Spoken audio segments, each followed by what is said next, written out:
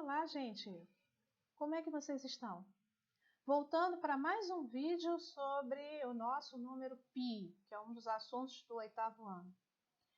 Vou trazer aqui para vocês algumas aplicações dele e continuar também falando sobre uma certa curiosidade que diz respeito ao dia comemorativo dele nos Estados Unidos. Eu acho que é interessante apenas para a gente ter um pouco, noção de cultura. Vocês vão perceber, inclusive, que tem ligação com outras disciplinas. Vai ser legal. Mas vamos primeiro à nossa parte matemática de hoje. Vocês ainda lembram da nossa videoaula passada? Como é que houve o início para obter o valor de π? Então vamos relembrar. Nós tínhamos uma circunferência que pode variar desde uma moeda até o contorno de uma roda gigante. E nós vamos pegar sempre esse comprimento e vamos dividir, fazer a razão com o diâmetro, que é essa linha, essa corda que divide a circunferência ao meio. Então, no início, π era como se fosse, mas não é, um número racional, porque ele teria uma fração que deu origem a ele. Só que com o tempo, vários outros matemáticos fazendo um estudo mais aprofundado, desenvolvendo outras formas de calcular, eles chegaram à conclusão que as casas decimais eram infinitas, então ele não era um número racional. Isso aqui foi apenas uma forma de obter o início, a constante que ele traduzia de qualquer tamanho de círculo. Mas, com o tempo, eles perceberam que não era bem assim que as coisas funcionavam e descobriram cada vez mais casas. 1 trilhão, 5 trilhões de casas, já nem sei em quanto está agora, porque aí os programas de computador entram na história. Só que para os nossos estudos aqui, que são estudos apenas bem básicos, nós vamos nos firmar em trabalhar até uma precisão de segunda casa decimal. Tá ótimo. Então, por isso que eu sempre vou falar com vocês, em valor de π sendo aplicado em algum cálculo de 8º ano, a gente vai se contentar em trabalhar com 3,14, tá bom? Continuando. Tem alguns elementos aqui que eu acho que é bom a gente recordar, não sei se vocês já tinham aprendido. Eles estão ligados a essa nomenclatura, a esse vocabulário voltado para círculo, circunferência, e de vez em quando eu vou precisar falar sobre isso. Então vamos recordar de uma vez. Elementos básicos necessários. Corda, diâmetro, raio. Que o diâmetro a gente já comentou ali na frente. Então é melhor a gente também já falar do raio e por que a corda, né? Aí vocês têm aqui a circunferência, que é essa linha.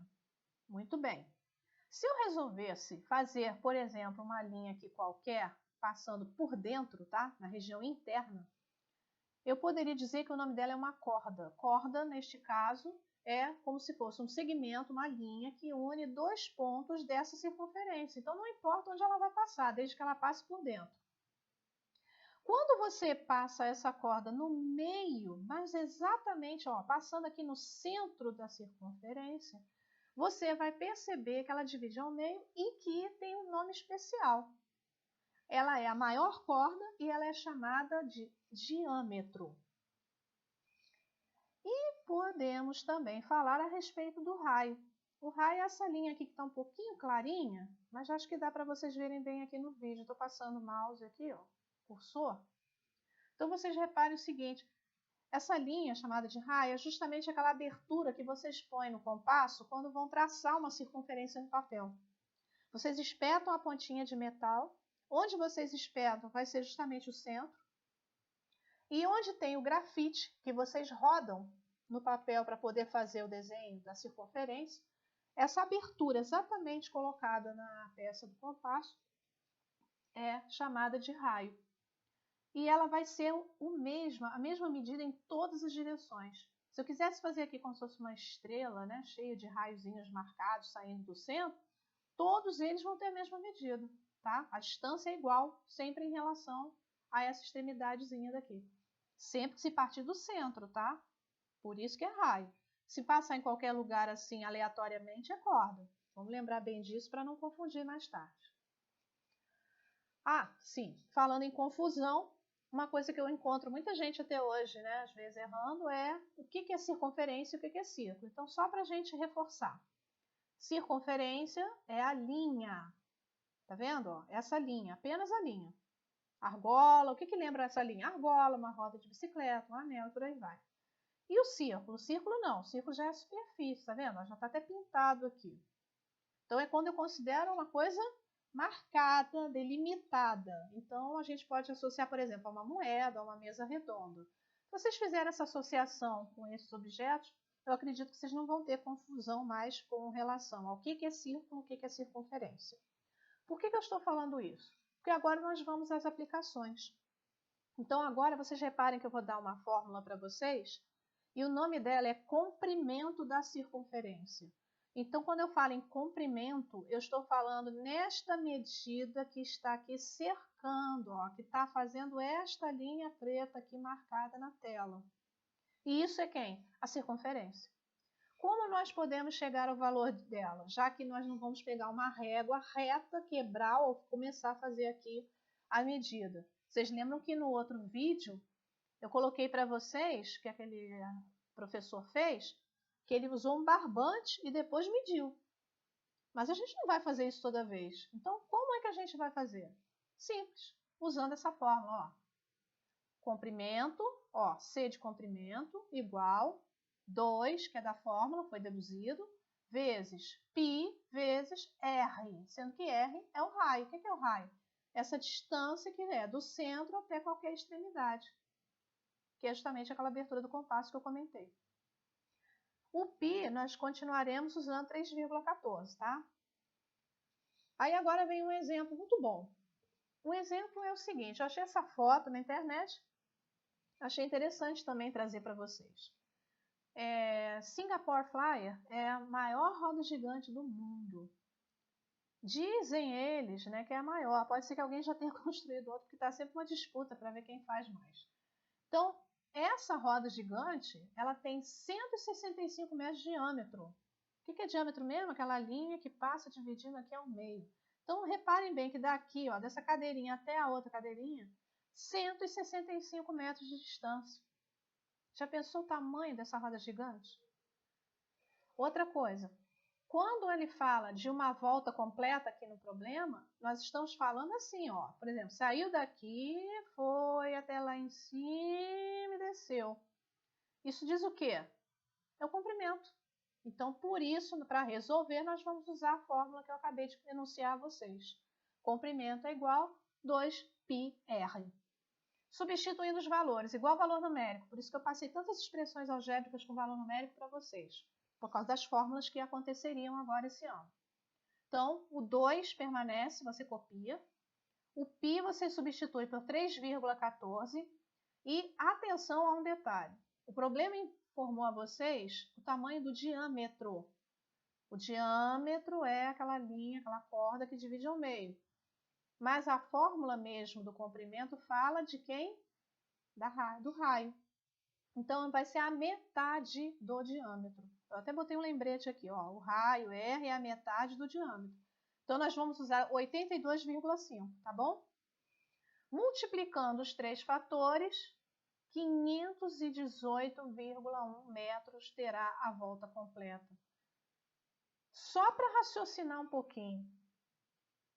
Imaginem uma volta completa, tá? Você entrou lá no parque de diversões, pediu, né, para entrar nessa roda gigante, fez a volta completa, uma volta completa. Você vai andar mais de meio quilômetro, porque de 518 metros é meio quilômetro e mais 18 metros, 1. Já repararam isso? É muita coisa. Agora, um problema típico de colocarem em estudos para concurso, para Enem, por aí vai. Você tem aí essa figura e vocês vão reparar. Primeiro, ele quer saber quantos metros tem esse cercado. Esse cercado, embora não pareça, é circular, não é um oval. A fórmula, lógico, é a do comprimento, 2πr. Só que tem um detalhe. Suponhamos que este mastrozinho aqui esteja exatamente no centro do círculo. A corda é perfeitamente esticada pelo cavalo, por isso que eu digo, na vida real não é bem assim. Mas nesse problema aqui, vá lá, né? Então, a corda esticada é o raio, porque ela sai do centro, está perfeitamente esticadinha até o extremo aqui do cercado. Então, ela pode se dizer que é um raio. Muito bem. Agora que a gente já reparou que essa corda é o centro, sai aqui do centro, nós vamos aplicar na fórmula. Então, comprimento do cercado será 2 da fórmula, vezes 3,14, valor de π, vezes o raio, que é 4,35. Reparem que não há necessidade de dividir esse aqui ao meio, porque ele não era o diâmetro, ele já era o raio.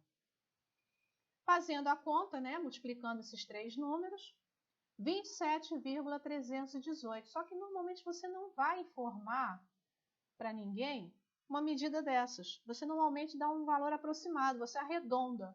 Neste caso aqui, a gente pode abandonar as duas últimas casas decimais e dizer que a informação seria aproximadamente 27,3 metros, tá bom? Agora vem a outra aplicação. Área do círculo. Repararam? Área, círculo. Antes nós falamos comprimento da circunferência. Circunferência é a linha. Círculo é essa área pintada de azul aqui. Então, neste caso, a fórmula já tem que ser outra.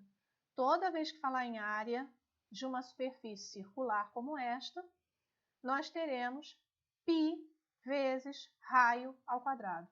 Ou, como a gente dizia na faculdade, Pierre ao quadrado, né? A gente já até associava com o francês, porque um dos nomes franceses que existe é Pierre. Aí a gente associava para poder ajudar a gravar a fórmula na hora de fazer a prova, né? Bom, isso é só uma historinha de faculdade. O que importa é a gente saber fazer a aplicação. E aí eu trouxe para vocês o primeiro exemplo básico. O que é o básico aqui? Você determinar a área que um círculo com um raio de 20 centímetros ocupa. Então, você repara que tem toda essa área azul aqui para a gente determinar. E o raio está dizendo o quê? Sai do centro até a extremidade, a medida 20 centímetros. Bom, voltando à nossa fórmula. Na fórmula diz que área é igual a πr ao quadrado, o raio é 20 centímetros. Resolvendo, nós teremos π, que é 3,14, vezes 20 ao quadrado, que é 400. Lembrando que 20 ao quadrado são 20 vezes 20, por isso 400 e não 40, hein? Multiplicando 3,14 por 400, 1.256 centímetros quadrados. Reparem bem, olha, o raio é centímetro, porque é uma medida linear. A área é centímetro quadrado, porque ela é bidimensional. Então, prestem bem atenção nas unidades de medida, que elas também são importantes. Próximo exemplo. Também outro problema fictício, mas é só mesmo para a gente ver como fica a parte de aplicação de fórmulas, tá? Inclusive fórmulas que envolvem o valor de π. Temos aqui um canteiro circular. Supondo que a árvore está exatamente no meio, tá? Exatamente no meio, ela é o centro do círculo. A primeira pergunta que eles fazem é: qual é a área cercada? E ele ainda informa que tem um raio de 2 metros, quer dizer, o pedreiro, na hora de fazer, ou o fazendeiro, não sei, ele teve o cuidado de esticar uma corda aqui de 2 metros a partir do troncozinho da árvore para poder manter uma distância igual aqui e fazer o círculo. Então, a distância aqui do raio, 2 metros. Bom, vamos fazer o primeiro cálculo. Se ele está falando em área cercada, eu não posso deixar de usar outra fórmula. Só pode ser essa mesmo, que a gente acabou de apresentar a vocês. A área é igual a πr ao quadrado. Π é 3,14, o raio foi informado no problema é 2, então vai ficar 2 ao quadrado. 3,14 vezes 4 vai dar 12,56 metros quadrados. Então, essa superfície todinha aqui do canteiro, todo bonitinho, cercadinho e protegido, tem uma área ocupada de 12,56 metros quadrados. Mas e o item B? Ele está querendo saber quanto o seu José vai gastar para cercar. Cercar, olha só, lembra o quê? Aquela linha, a circunferência. Então, eu terei que usar a outra fórmula que foi dada primeiro. Comprimento igual a 2πr. Então, o comprimento será, repete o 2, troca π por 3,14 novamente, E o raio já tinha sido, né, dado antes, 2.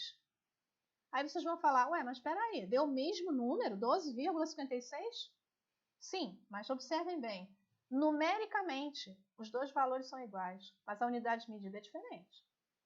Aqui, metro quadrado está associado à área, superfície. E aqui, metro está dizendo uma medida de comprimento, de contorno. Então, ela é uma medida linear. Aqui já é uma medida bidimensional. Então, isso também ajuda. Ó, vou até dar uma dica. Não está R ao quadrado? Metro quadrado. Tem algum quadrado aqui no R, no raio? Não. Então, é só metro, centímetro, quilômetro e por aí vai. Cuidado com isso na hora, porque essa parte de medidas, ela pega muito. A gente pode, às vezes, atribuir uma unidade de medida errada e passar uma informação completamente distorcida. Isso é importante a gente observar sempre, tá? Falou em perímetro, comprimento, é metro, é centímetro, é quilômetro. Falou em área, superfície ocupada, metro quadrado, centímetro quadrado, quilômetro quadrado, tá? Fixem bem isso aí. E agora vem a hora da nossa curiosidade ser resolvida.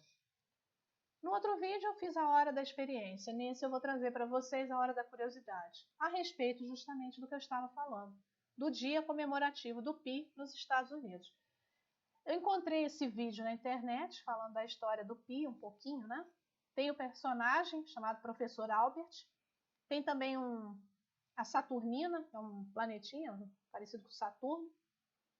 E eu achei nesse canal aí, a Elementar, meu caro Washington, eu achei interessante para trazer a vocês. Então eu vou assistir novamente, junto com vocês, esse vídeo, e ele aborda a parte cultural de outro país, vai ter uma explicação de onde mais o Pi entra também. Para nós basta saber estas duas fórmulas, mas tem outras aplicabilidades. Então, gente, eu acho que vale a pena. Vamos ampliar a cultura, né? Vamos assistir.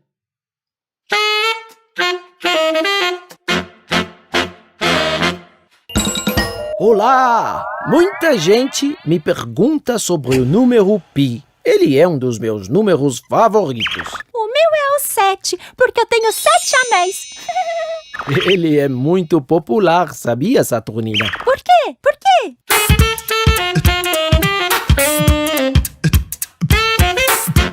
Porque ele tem até um dia comemorativo, o dia do Pi. Como os americanos escrevem datas com um mês antes do dia, o dia 14 de março é como se fosse o número Pi com 2 casas decimais, 3,14.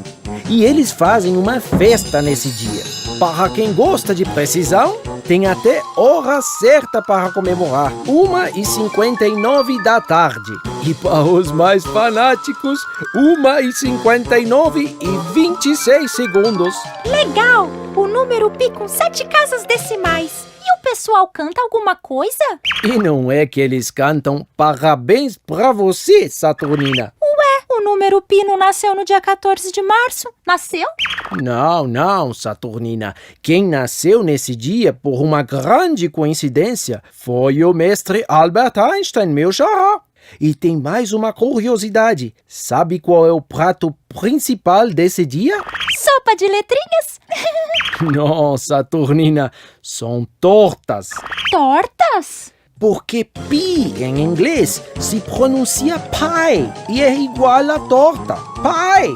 Essa que você está vendo, até a 27ª casa decimal, eu comi na Universidade de Delft, lá nos Estados Unidos. Que legal! Mas, professor Albert, de onde saiu esse número Pi?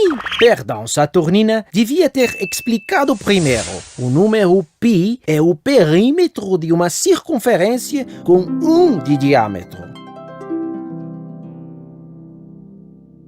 E esse número de casas decimais pode ser de que tamanho? Na verdade, é infinito. O homem persegue a precisão do número pi desde a antiguidade. Os primeiros foram os egípcios, 1650 a.C., com uma casa decimal. Mais de 1000 anos depois, Arquimedes chegou a 3 casas decimais. E assim, Fomos caminhando, acrescentando dezenas de casas até o final do século XIX. A partir do século XX, com o computador, a corrida ficou astronômica. O recorde atual é da Universidade de Santa Clara, nos Estados Unidos. 8 quatrilhões de decimais do número pi. Professor, o senhor tem razão. O número é astronômico. E serve para que tudo isso? Uma das aplicações modernas que usam essa precisão é o GPS. Sabe o que é GPS, Saturnina? Sei. É o aparelhinho que diz a nossa localização. Isso mesmo. Da próxima vez, eu explico como ele sabe onde você está. Eu? Nem precisa se preocupar, vou estar por aqui mesmo. Não perco de jeito nenhum essa explicação.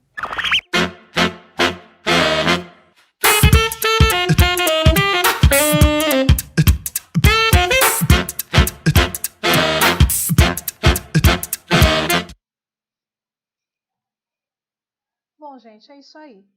Chegamos ao final desta videoaula, né? Teremos outras aulas a respeito. Eu achei interessante abordar esse lado com vocês. E já vou adiantando. Vocês viram aqueles números que apareceram da quantidade de casas decimais do pi que foram sendo descobertas através de programas mais avançados de computador? Pois é, tudo isso que nós abordamos não foi por acaso, não. Aquela presença daqueles números assim tão grandes e cheios de zeros, a presença desse cientista. Pois bem, nós vamos falar de uma certa particularidade aí sobre notação científica, porque tem ligação com a matemática na nossa próxima videoaula. Então aguardem, porque isso tem toda a relação com esse universo aí que a gente tem ao nosso redor. Vocês sabiam, por exemplo, que a distância do Sol até a Terra é presumida em 150 milhões de quilômetros? Vocês acham que cientistas que querem fazer cálculos tão precisos vão ficar escrevendo aquela quantidade de zeros dessa maneira? Que ali substituiu pela palavra milhões. Mas e se a gente fosse registrar todos os zeros? Já pensaram? Isso vai ser abordado na próxima aula. Como nós faremos isso? Se tiverem dúvidas, mais uma vez me coloco à disposição no contato aqui do meu e-mail. É só vocês mandarem para lá e o que eu puder fazer para esclarecer a dúvida, podem contar comigo, tá bom? Então, olha, até o próximo vídeo, que será a nossa próxima aula também. Tchau!